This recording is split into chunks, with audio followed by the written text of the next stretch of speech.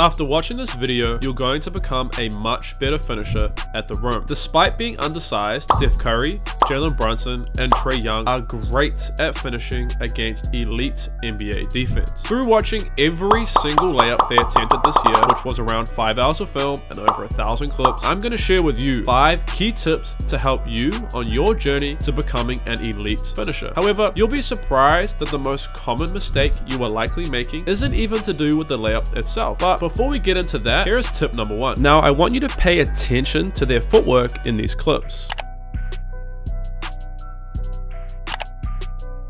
But before we discuss the difference between these two clips, let's think about how you were taught layups. Traditionally, you were taught to take 2 steps towards the basket after you gather the ball and then lay it up off of the white square. Whilst there is nothing wrong with this, everyone was taught this. Defensive players, especially shot blockers, will try and time your jump by timing your steps, and they'll jump as you take your final step to contest or block you. Take a look again at these 2 clips and count the amount of steps they take before they finish.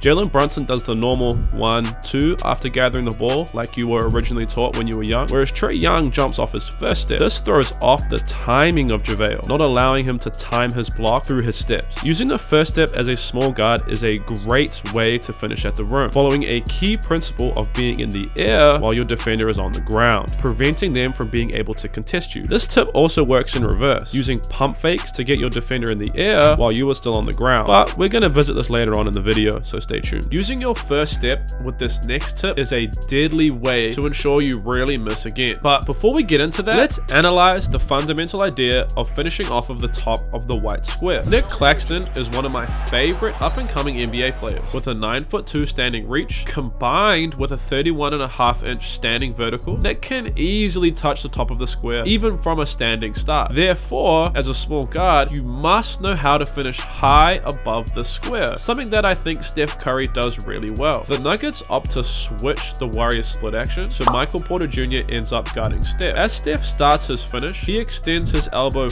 far above his eye, placing the ball high off the glass to prevent MPJ from being able to either pin it on the backboard or block it out of his hand. I call this Statue of Liberty finishing, as you want to end up looking like Lady Liberty, with your elbow extended all the way up to ensure the ball finishes high off the backboard. Combining a high finish with jumping off your first step is a deadly combo. Steph jumps from his first step, extends his elbow above his eye, and releases the ball high and soft. This allows the ball to get over Anthony Edwards' arm and drop softly into the rim. Although Steph does not use the backboard, the ball at its peak is far above the square. Jalen Brunson won 2 national titles at Villanova, a school under head coach Jay Wright that heavily emphasized the following tip. Now, I want you to compare these 2 clips and see if you can figure out what this tip is.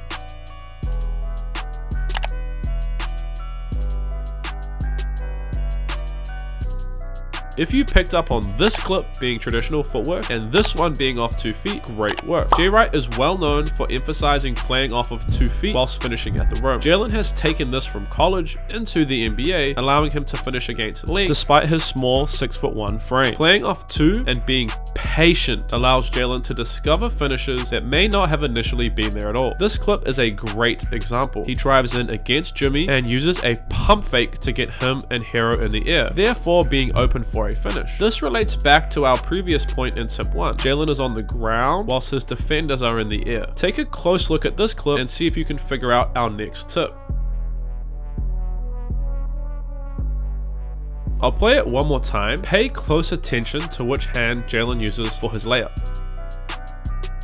I'll give you the answer soon, but first, we must understand why it's important. Robert Williams is well known as one of the league's best shot blockers, and similar to timing your steps, most bigs assume you're going to finish with your outside hand. In this clip, this would be Jalen's right. So the key tip here is to utilize an inside hand finish, meaning the hand closest to the hoop, which in this case is Jalen's left. You can clearly see Williams swipe down to block Jalen's right hand, assuming he would finish with this, as this is what you were taught from day one. But by using his inside hand, Jalen is able to avoid the shot blocker and find a finish. This can be used off of 2 feet, but should also be combined with our first tip, jumping off the first step. Trae uses a first step and an inside hand finish to mistime the shot blocker's jump and their block timing, preventing them from ever being close to blocking or contesting his shot. Trae Young, being 6'1" and not having an insane wingspan, makes what he does in the NBA very, very impressive. He must be highly skilled to succeed, and this clip showcases just that. He uses a 2-foot start to cut off Bridges before extending with his inside left hand to sneak the ball high off the glass before Claxton even has a chance to leave the ground and contest or block. A beautiful example of how height is not a limiting factor in basketball, so long as you know how to mistime your defenders and have great touch. Now, remember how I said the most common mistake with layups isn't to do with layups? Take a look at these 2 clips and see if you notice the difference.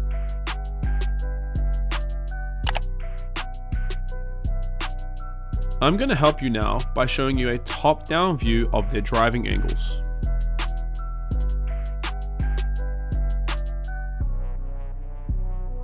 Notice how Trae's driving line is away from the basket, forcing him into a tough, contested finish, whereas Jalen Brunson veers into his defender, expertly bumping to create a bigger gap and driving straight to the basket for an easier finish. This doesn't always have to occur on the drive. Here, Steph uses a 2-foot stop, veering into Claxton as he does this 2-foot stop and jumping into Claxton's frame. Taking away the space between you and your defender gives them less time to jump or prepare to contest you. I hope you also notice Steph uses inside hand as well. Therefore, the reason that these undersized guards are great finishers against elite NBA defenders is due to their ability to angle into their defenders, taking away space and time. This is done during their drive, driving with straight lines towards the hoop or on the finish, coupled with mistiming either first steps or playing patiently off 2 feet, and mixing up the hand that they finish with allows them to be highly successful. Thank you so much for taking time to watch this video. If you learned something new, please consider pressing the like button and check out this other video I made. If you enjoyed this one, I know you'll enjoy this video.